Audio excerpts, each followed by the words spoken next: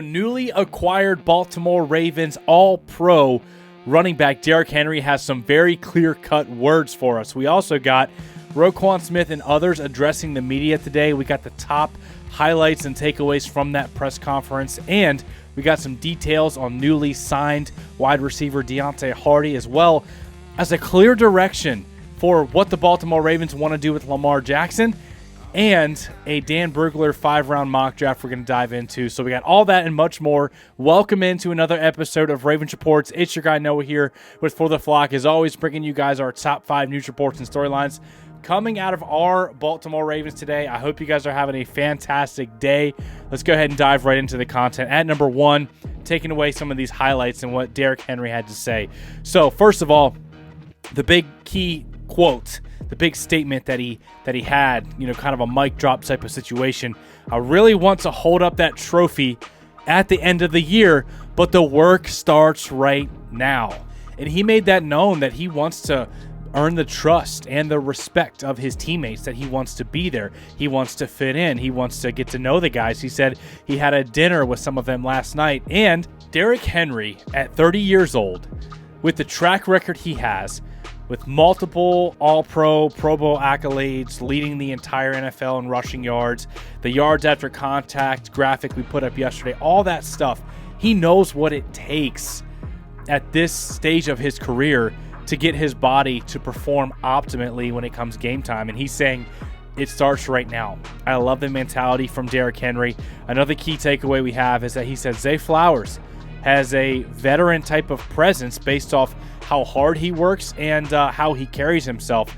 That was really encouraging to hear, that the second player, breakout wide receiver, really had a 1,000-yard rookie season. Whenever you add in the playoffs as well, showed up big time in the AFC Championship. Unfortunately, we know we had the taunting call and the fumble, but Zay Flowers looks like he's ready to have a monster second year with the Baltimore Ravens. And he was also asked about Lamar Jackson, his leadership, and Roquan Smith. He said, yes, you can tell that Lamar Jackson, he's a natural leader with the way all the guys flock to him. He said that these two guys being there, the leader of the defense and Roquan, the leader of the offense, and Lamar Jackson, them being here on day one of voluntary workouts sets the tone and shows what type of leaders they are, according to Derrick Henry. At number 2, let's talk about what Roquan Smith had to say. There's a couple of key takeaways here that I don't want us to gloss over. First of all, he was asked about the addition of the All-Pro running back Derrick Henry. And what he said, kind of subtly, it wasn't a big shot against the coaching staff or anything, but it was said, Henry will make us stick to what we do. Great piece, he said. We know the Baltimore Ravens got away from their potent and effective rushing attack that helped them get to the AFC Championship. And that could have helped them, one game away from being in the Super Bowl, right? That running game completely disappeared against the Kansas City Chiefs, and we know the Ravens strayed away from the run game. And Roquan Smith said, Derrick Henry will make us stick to what we do. I think he's going to be able to soften up defenses, open up things for other players, especially in the play-action game, especially for Lamar Jackson on, designed quarterback keepers. And I just think Derrick Henry is going to open up so many other players to perform well within their role. Similar to how when Roquan Smith was added to the Baltimore Ravens defense, everyone around him started playing better as well. And it's just kind of opened up guys to fall into their positions. A great role, the glue to the defense, right? I think Derrick Henry can provide some of the same type of effects that Roquan Smith had whenever he was added. Another big key takeaway from Roquan Smith is the second-year linebacker, Trenton Simpson. He seems to be very excited about. So he said that Trenton Simpson has been busting his tail. He's very excited for him, and he said if he plays to his potential, which he thinks he can, that he'll be the best second-year linebacker in the entire NFL next year. That's some pretty high praise coming out of the multiple-time All-Pro, Pro Bowl Baltimore Ravens linebacker Roquan Smith. That gets me excited about Trenton Simpson. I was already excited about Trenton, but there was also another report that came out, and we've touched on this briefly. Jeff Zrebiec said that Trenton Simpson will not be handed the starting linebacker job. I don't think any position on an NFL roster is handed to them. I know there's presumed starters. If Trenton Simpson lives up to some of the excitement and the anticipation that a lot of the coaching staff, teammates, and fans have about him, I don't think this will be much of a conversation, but it is worth mentioning he does have to go out and take that spot from the veteran linebacker Chris Board, who the Ravens added, former Patriot and Detroit Lion. He's also going to have to beat out Malik Harrison, who was signed back here and is a solid linebacker as well.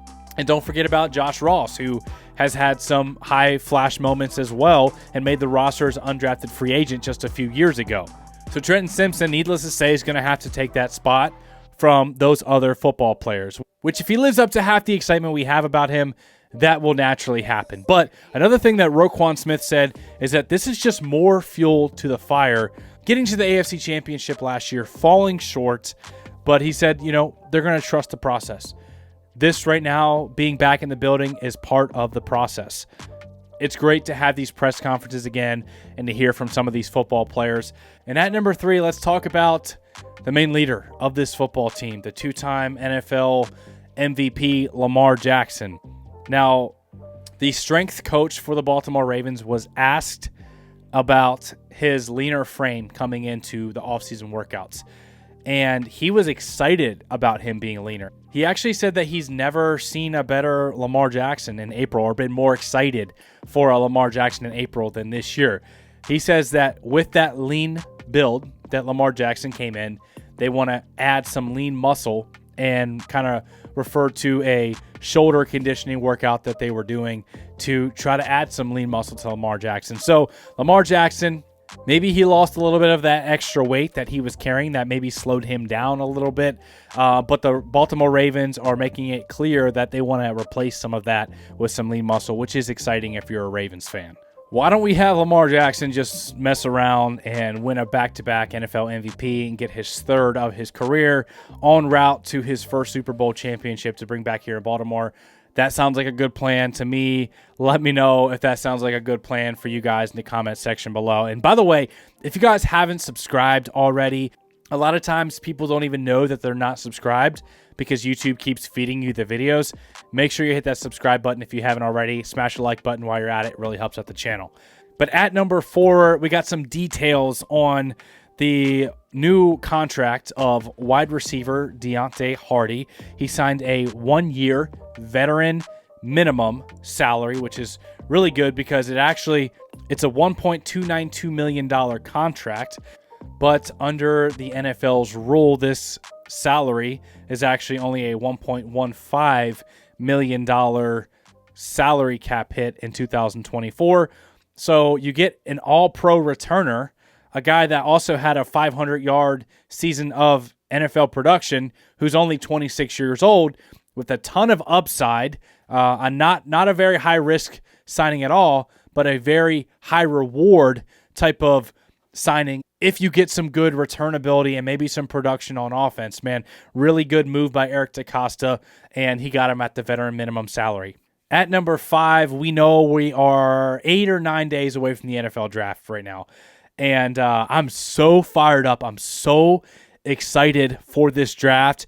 Dan Brugler released his 7-round NFL mock draft, and let me show you the picks that he had for the Baltimore Ravens through these 7 rounds. At pick number 30, he had Jordan Morgan, the offensive tackle.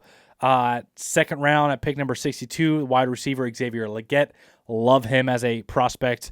Would be fired up if these were the first 2 picks for the Ravens. The third pick is Malik Mustafa, safety, in the 3rd round. To be honest, I haven't really looked at a lot of safety prospects.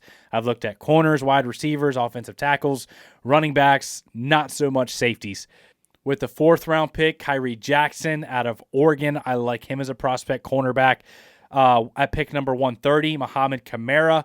At 165, Matt Gonzalez. 218, Maurice Liafu, linebacker. At pick 228, Terhib Steele, cornerback. And then 250, Logan Lee, defensive line. Pretty good draft overall. I especially like Jordan Morgan, Legette, Kyrie Jackson, and Kamara. Those are my favorite picks out of Dane Brugler's mock draft. And by the way, let me know in the comments section below who's the players that you just have to get in this year's draft. Whether it's in the second, third, fourth, fifth round, a guy that you just want to see on the Baltimore Ravens. I'd love to hear you guys' thoughts in the comments. Again, don't forget to hit the subscribe and notification bell. Smash the like button if you got any value out of today's content. It really helps out the channel. I love you guys, appreciate you guys, and we'll see you in the next video.